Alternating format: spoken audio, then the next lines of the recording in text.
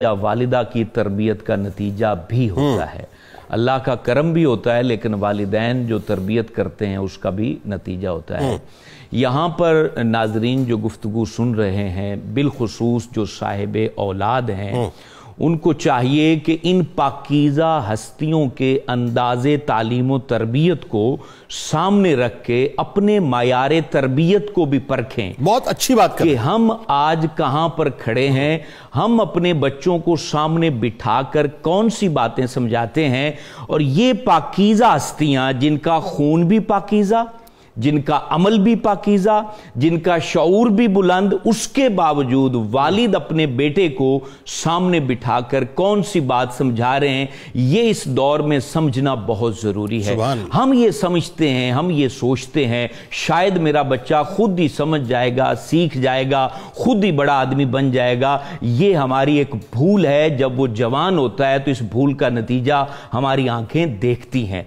हज़रत इमाम जाफर सादिक अपने बेटे, और वो होनहार बेटा जो इमामत का आहिल, जिसके अंदर अल्लाह रब्बुल आलमीन ने बचपन से ही अपनी मार्फत रख दी, उस अपने बेटे हज़रत इमाम मूसा काज़िम को सामने बिठाते हैं और फरमाते हैं, मेरे बेटे मैं चंद बातें आपको समझाना चाहता हूं, इसको अपने दिल में बिठा लेना तो दुनिया भी संवर जाएगी और मौत भी काबिल रश्क होगी। अल्लाह, ये वालिद अपने बेटे से बात कर रहे हैं। पहली बात जो इन्होंने समझाई, जो आज अपनी औलादों को समझाने की जरूरत है, कहा बेटा याद रखना, मालदार वो है जो तकसीम इलाही पे राजी रहता है। अल्लाह, ये कितनी बड़ी बात है। और फरमाया गरीब वो है जो दूसरों के माल पर नजर रखता है। अल्लाह, उसकी राल टपकती रहती है। ये हम देखते हैं जो कहता है कि यार ये इसके पास इतना पैसा है, इसके पास इतनी बड़ी गाड़ी है, इसका इतना बड़ा मकान है, जो इस हिर्स में पड़ गया।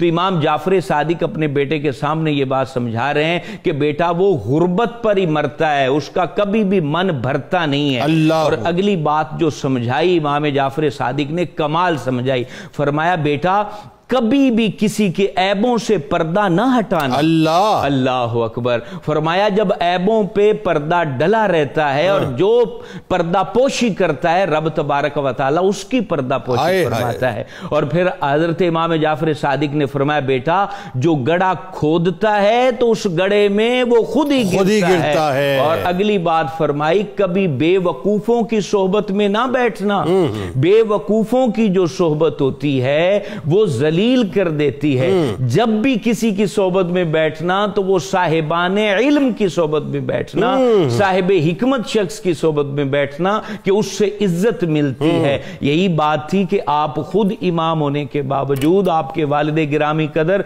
जो इमाम आजम अबू हनीफा जैसी शख्सियत के उस्ताद हैं, उनकी जो है ना वो उस्तादी शागिर्दी में रहने के बावजूद आपने फिर अब्दुल मलिक बिन कुदामा से आपने हदीस ली। ये क्यों इन्होंने सीखा? इसलिए जहां पर इनको पता चल जाता इनके पास हमारे नाना जान की हदीस है तो वो हदीस हासिल करने में कभी शर्म महसूस नहीं करते थे। इमाम मालिक बिन अनस से आपने अहादीस, इमाम मालिक बिन, और हजरत अब्दुल्ला बिन दिनार से आपने हदीस ली। तो मैं तरबियत की बात कर रहा था, फिर आपने हजरत इमाम जाफर सादिक ने अपने बेटे को यह बात समझाई कि ऐ मेरे बेटे हमेशा हक बात कहना, वो हक बात तुम्हारे भी खिलाफ हो तो उसको कहना।